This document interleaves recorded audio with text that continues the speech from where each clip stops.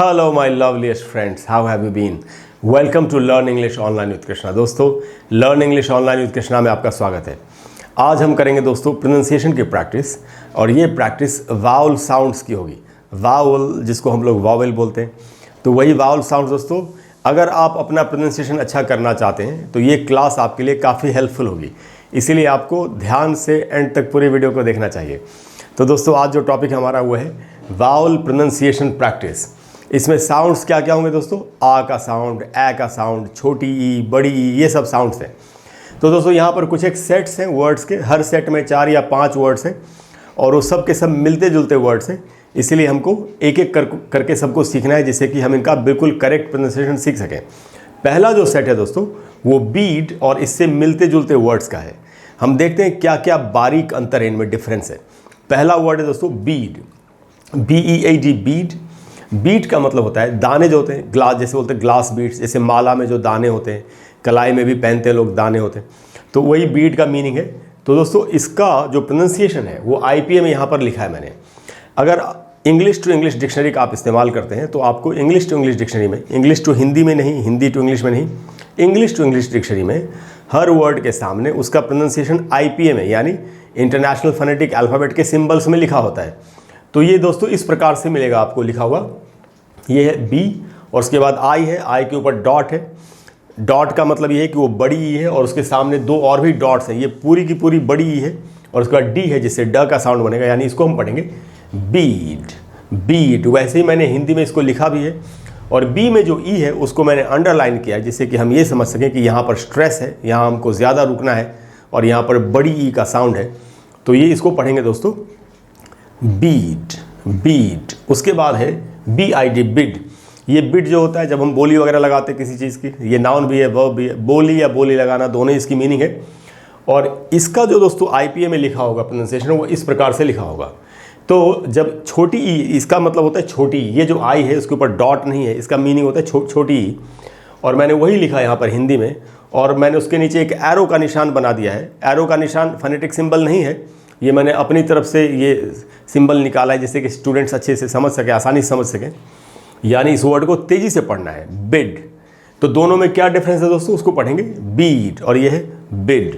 अब दोस्तों हम देखते हैं अगला वर्ड।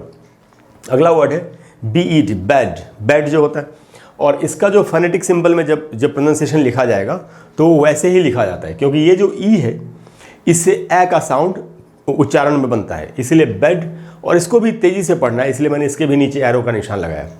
तो अब हम इसको कैसे पढ़ेंगे, इसको इन तीनों को एक एक करके, बीड, बिड, बेड। अब दोस्तों इसमें अगला वर्ड जो है इस सेट में वो है बैड।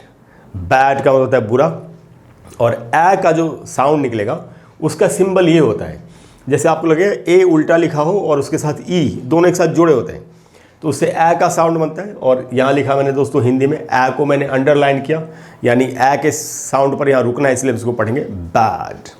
और उसके बाद दोस्तों बर्ड। बर्ड का मतलब होता है कली, जो बाद में खिल के फूल बनती है। Bird, BUD, bird. अब यहाँ पूरा अ है, ये हमको कैसे पता चलेगा? ये पता दोस्तों इस ए के सिंबल से चल रहा है। ये जो ए का सिंबल आप देख रहे हैं, इसमें ए में जो बीच में डंडी होती है वो नहीं है, क्योंकि ये फोनेटिक सिंबल है, इससे पूरा अ बनता है। तो यहाँ लिखा मैंने बर्ड, और ब को मैंने अंडरलाइन किया, यानी इसमें जो अ है वहीं पर हमको रुकना है ज़्यादा देर तक।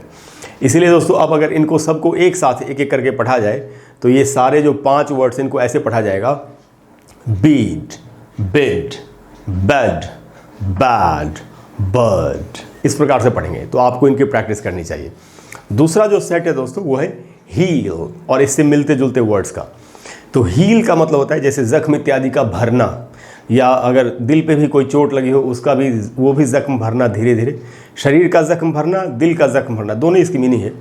तो हील में फिर से आप देख रहे हैं वो आई है, डॉट उसके सामने 2 डॉट्स हैं, यानी ये बड़ी है, फिर एल है, हील।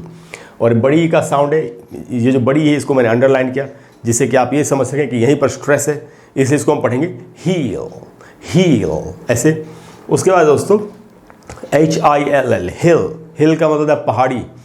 अब इसमें जो पहाड़ी होती है कोई, और इसमें डॉट नहीं है, यानी ये छोटी ही है, और इसको इस प्रकार से पढ़ेंगे हिल, छोटी, और वर्ड के नीचे मैंने एरो लगा दिया, तेज़ी से पढ़ के निकलना है हिल, यानी हील एंड हिल।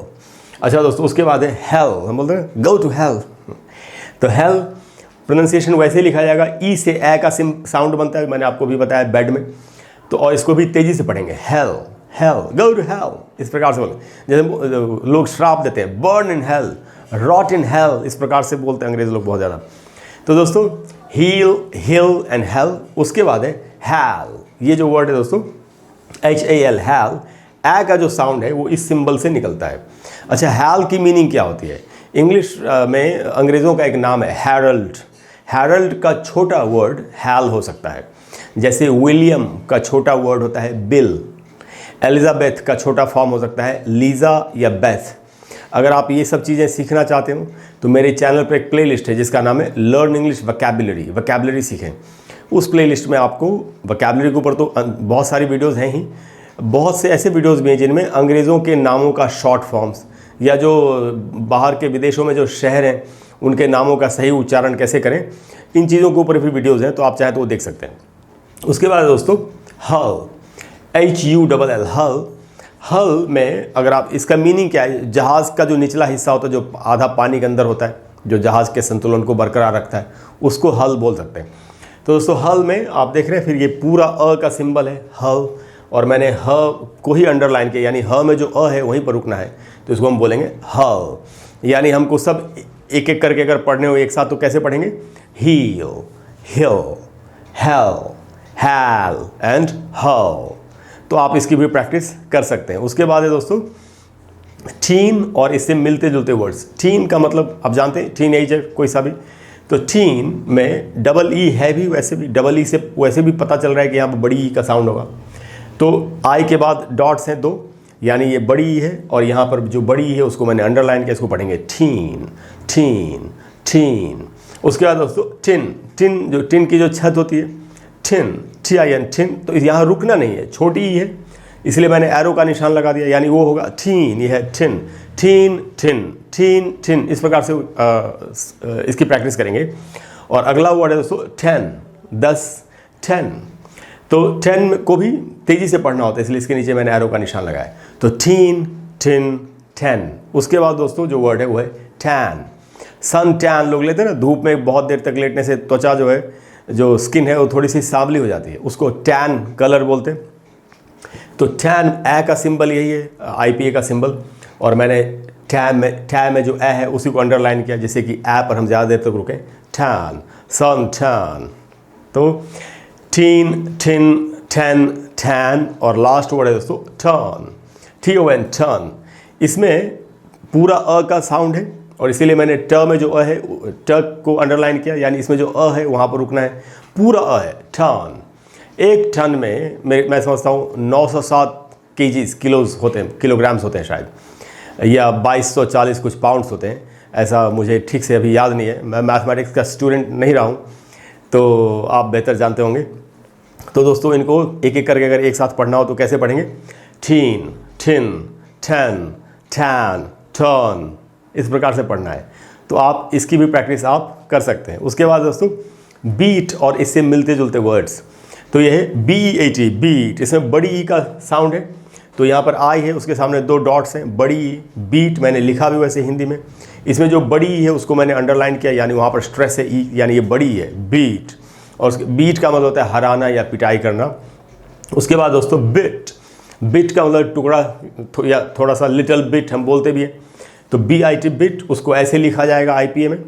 और ये दोस्तों बिट आप देख रहे हैं छोटी ही है, उसके नीचे मैंने एरो का निशान, तीर का निशान लगाया, यानी इसको तेज़ी से पढ़ के निकलना आगे, bit, a bit, little bit. तो बीट, बिट। उसके बाद दोस्तों बेट, बेट नाउन भी है, वर्ब भी है, शर्त या शर्त लगाना, तो बेट को भी तेज़ी से पढ़ेंगे, बेट। IPA में यहाँ पर उसका फोनेटिक सिंबल में इस प्रकार से उसको लिखा जाएगा। और उसके बाद दोस्तों बैट, बैट का मीनिंग बल्ला भी होता है और चमगादड़ भी होता है। बैट में ए का ये सिंबल है, जिससे ए का साउंड निकलता है। ए को मैंने अंडरलाइन किया जिससे कि हम ये समझ सकें कि वहाँ पर स्ट्रेस है, इसलिए इसको हमको ऐसे पढ़ना चाहिए, बैट। और एक्चुअली जब ये ए का साउंड आप निकालते हैं, जब जैसे यहाँ पर भी था हैल, यहाँ पर भी था बैड, उस वक्त आपके जो जबड़े हैं, जॉज, वो एकदम नीचे चले जाने चाहिए।